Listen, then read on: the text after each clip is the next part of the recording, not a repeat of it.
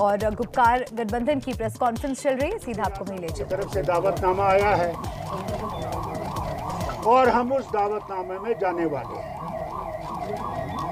वहाँ पे हमें उम्मीद है कि हम अपने जो मौक़िफ़ है उसको वहाँ पे वज़ीर आज़म साहब और होम मिनिस्टर साहब के सामने रखें और उसके बाद जब वो मीटिंग ख़त्म हो जाएगी हम आपको भी ब्रीफ करेंगे यहाँ पे और दिल्ली में भी उनको ब्रीफ करेंगे कि हमने वहाँ क्या किया, क्या कहा और उनका रद्द-ए-अमल क्या था।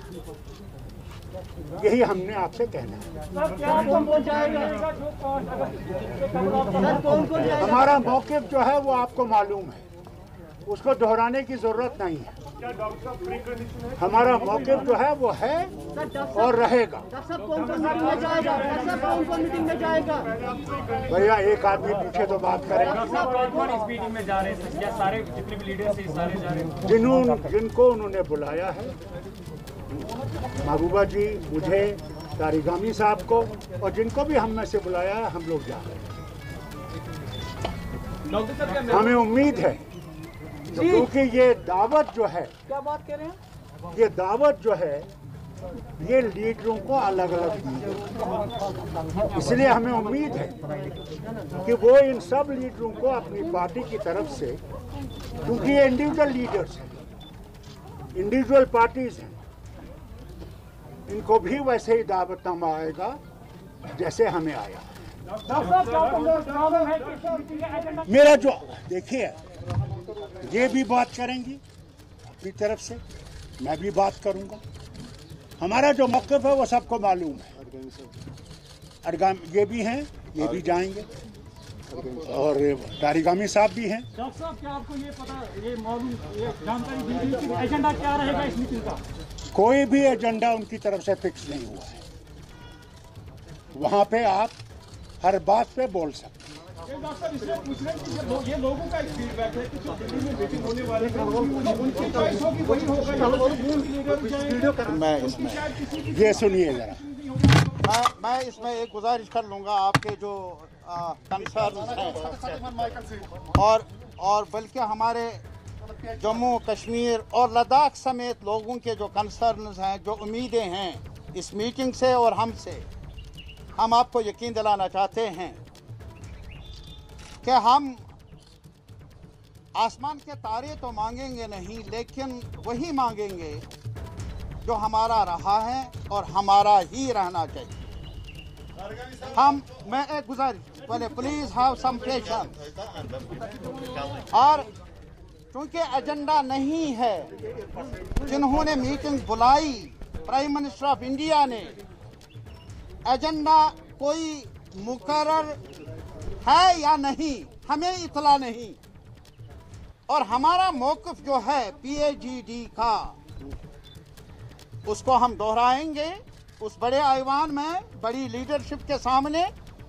वो हमें मौका मिला है, हम अपने आवाम को यकीन दिलाना चाहते हैं। हम एक minute, please please please please please, not one way, please listen to us. हमें वहां जाना है अपने अवाम की वकालतनामा लेकर। हम वकालत कर लेंगे उस अदालत में, जम्मू कश्मीर और लद्दाख के अवाम की तरफ से। वो वकालतनामा मिला है, आईन के अंदर जो हमें गारंटीज मिली हैं पहले से ही, हम उनके तहफ़्फ़ुज़ की खातिर अपील कर लेंगे प्राइम मिनिस्टर ऑफ इंडिया से कि वो रिकंसिडर कर ले। महबूबा जी,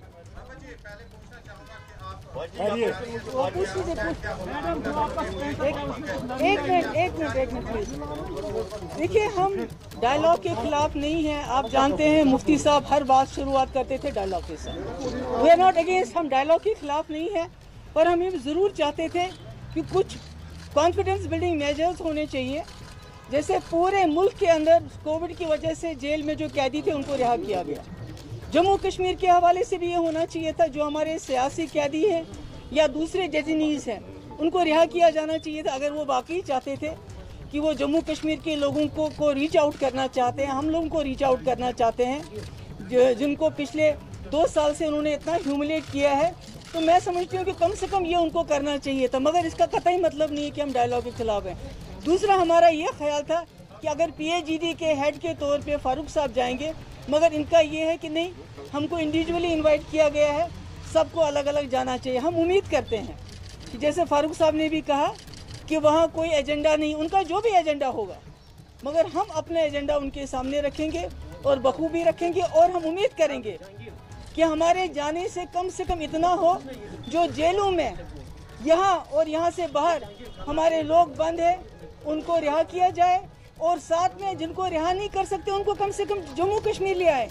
यहाँ गरीब लोग चंदा जमा करके साल में 1 या 2 बार अपने बच्चों से या अपने लोगों से मिलने जाते हैं। अगस्त 5 की डिसीजन के हवाले से क्या उम्मीद है आपकी? जब आप दिल्ली मीटिंग में जाए तो क्या उम्मीद है?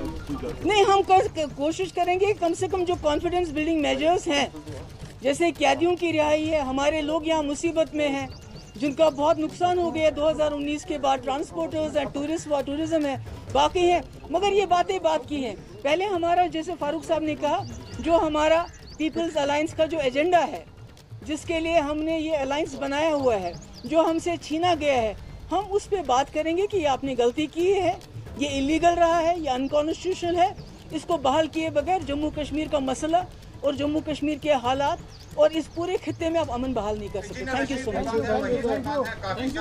नहीं, मैंने कहा पॉलिटिकल लीडरशिप को भी इनको करना चाहिए, जिनको रिहा नहीं कर सकते कम से कम जम्मू कश्मीर शिफ्ट कर लें। मैं सफाई से एक बात कहना चाहता हूँ, जहाँ तक कैदियों का सवाल है, जैसा कि अभी आपने कहा इंजीनियर रशीद साहब हैं, क्या और भी लीडर है? अभी शबीर साहब बेचारा बीमार है, बहुत ज़्यादा बीमार है, और कई हमारे नौजवान जो हैं मुख्तलिफ जेलों में हैं।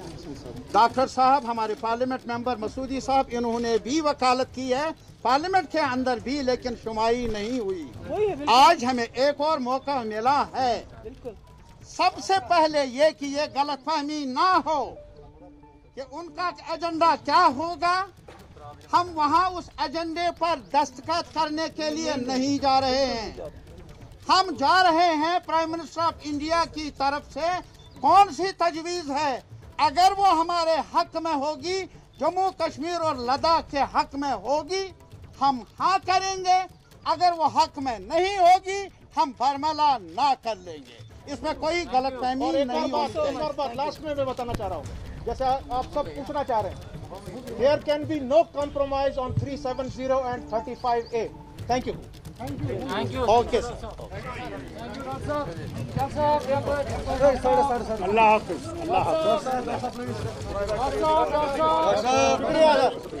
No compromise. I'm what man.